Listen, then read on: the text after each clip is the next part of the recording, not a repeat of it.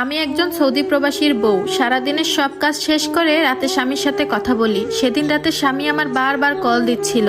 এদিকে আমার ননদরা এসেছে তাদের ছেলে মেয়ে আর জামাই নিয়ে। কাজ করতে করতে কথাই বলতে পারলাম না সেদিন আমার স্বামীর সাথে। কিন্তু দেখলাম রাতে হঠাৎ করে আমার স্বামী একটা মেসেজ দিল, বউরে আমার মনে হয় আর দেশে ফেরা হবে না, আমার শরীরটা খুব খারাপ।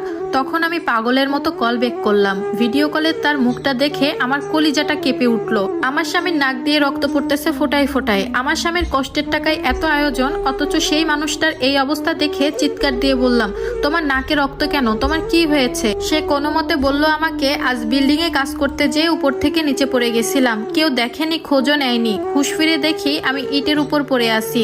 আমার কোমরে আর বুকের পাঁজরে অসহ্য ব্যথা। কোনো মতে কয়েকজনকে ডাকাডাকি করে কাছে আনলাম। কয়েকজন মিলে আমাকে হাসপাতালে নিয়ে গেল। ডান পাঁজরের 4টা রিবস ভেঙে গেছে। অনেক টাকা লাগবে চিকিৎসায়। এখন তো মাসের শেষ, সব টাকা কিছুদিন আগে বাসায় পাঠালাম। চিকিৎসা করতে আমার অনেক টাকা লাগবে।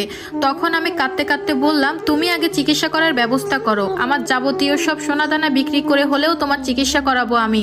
আমার কান্নায় মোটামুটি তখন সবাই চলে আসে। আমি তখন সবাইকে হাত জোর করে বলি একটু সাহায্য করতে। তখন আমার ননদ মুখের উপর বলে দিল, তাদের পক্ষে এখন কোনো কিছু দেওয়া সম্ভব না, অথচ ছোটবেলা থেকে তাদের পড়াশোনা, বিয়ে, সংসারের যাবতীয় জিনিস আমার স্বামীর টাকায় সাজানো। তখন আমার শ্বশুর আমাকে কিছু টাকা দেন। আমার শাশুড়িও কাঁদতে কাঁদতে তখন অসুস্থ হয়ে যান। আমি পাগল প্রায় অবস্থা। পরের দিন থেকে তার সাথে কোনো রকম যোগাযোগ করতে পারতেছিলাম না। আমার বুকের ভেতরটা দুমড়ে মুচড়ে যাচ্ছিল।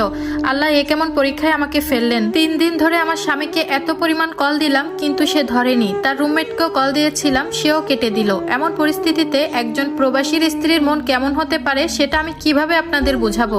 ননদটাও তার কিছুক্ষণ পরেই চলে গেল। আমার সন্তানকে বুকে চেপে ধরে কান্না করতেছি। এভাবে 7 দিন পর তার রুমমেট হঠাৎ করে কল দিল। ভাবি এই কথাটা বলে ফোনের ওপার থেকে কান্নার আওয়াজ আসলো। তখন আমি তাড়াহুড়া করে বললাম, কি হয়েছে ভাইয়া?